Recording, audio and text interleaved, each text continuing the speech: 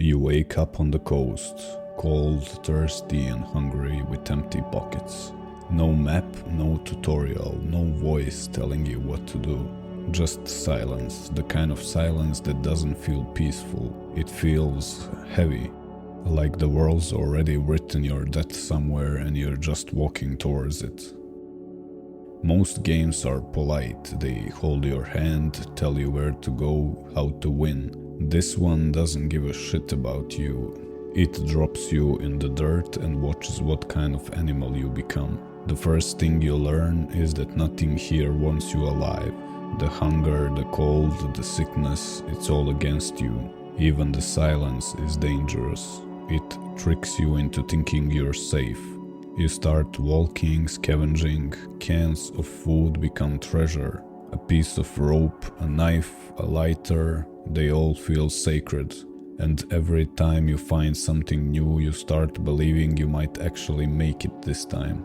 That's how it gets you, that little taste of hope. That's what this world uses to pull you back in. The second thing you learn is fear, real fear. The slow, physical kind that crawls up on your spine when you hear footsteps and realize you're not alone. It's the sound that kills you here. A creak of a door, a footstep that isn't yours, the sound of someone fighting a zombie down the street, the echo of someone reloading a weapon you don't have. You freeze, you stop breathing, you listen like your life depends on it, because it does.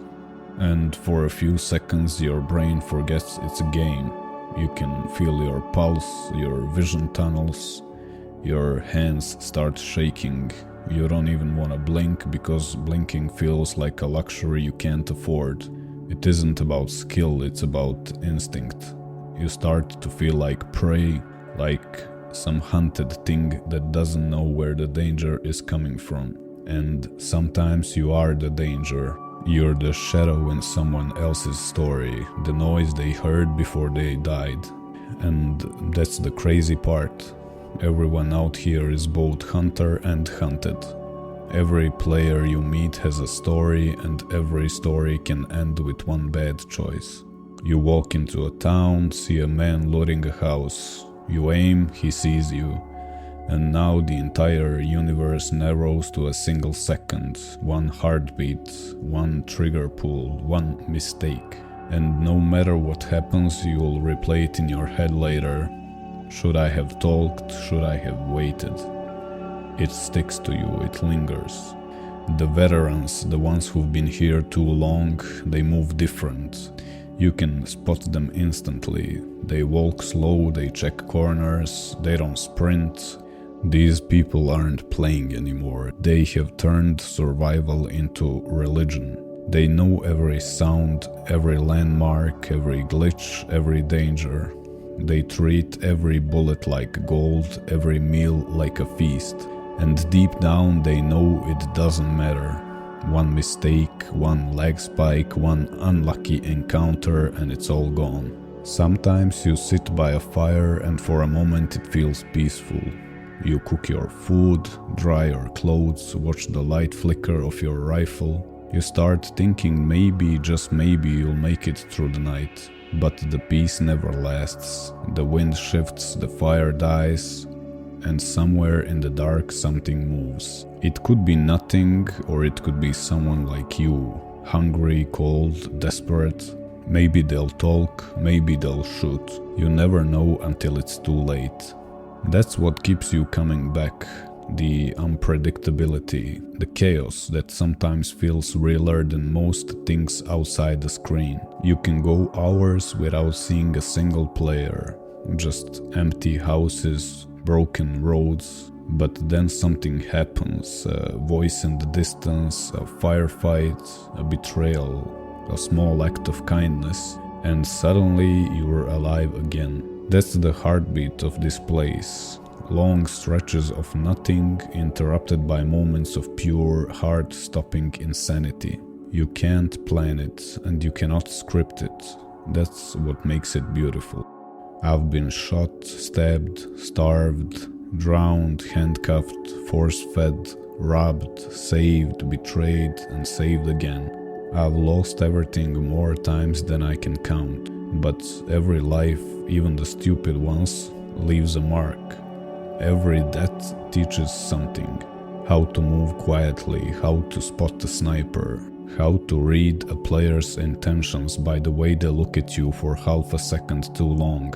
Out here you develop instincts, real ones. After a while you stop thinking about survival as a goal. It becomes routine. You just exist. Wake up, search, hide, breathe, die, repeat. You call it a game, but it's more like a ritual. A loop of suffering and discovery that somehow feels honest. There's a lot of humor in it too. You survive a gunfight with 3 armed maniacs, patch yourself up, and 5 minutes later you die of food poisoning because you ate raw chicken. You find a car after hours of work and then you just flip it over on accident. It's tragic, it's ridiculous, and it's perfect. Everyone out here has a story like that, a dumb, glorious failure that somehow defines them. That's the paradox of it all. You're constantly dying, but every death makes you want to live again. You tell yourself, next time I'll do better, next time I'll survive longer. But deep down, you know it's not about surviving longer, it's about feeling something.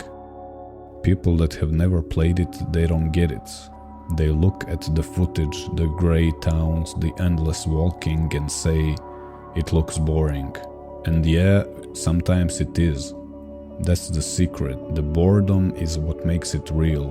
Because when something finally does happen, when that first shot rings out, when you see a figure running across the field, it hits harder than any scripted moment ever could. You earned it. You built that story from nothing. No designer planned it, no mission marker told you to go there.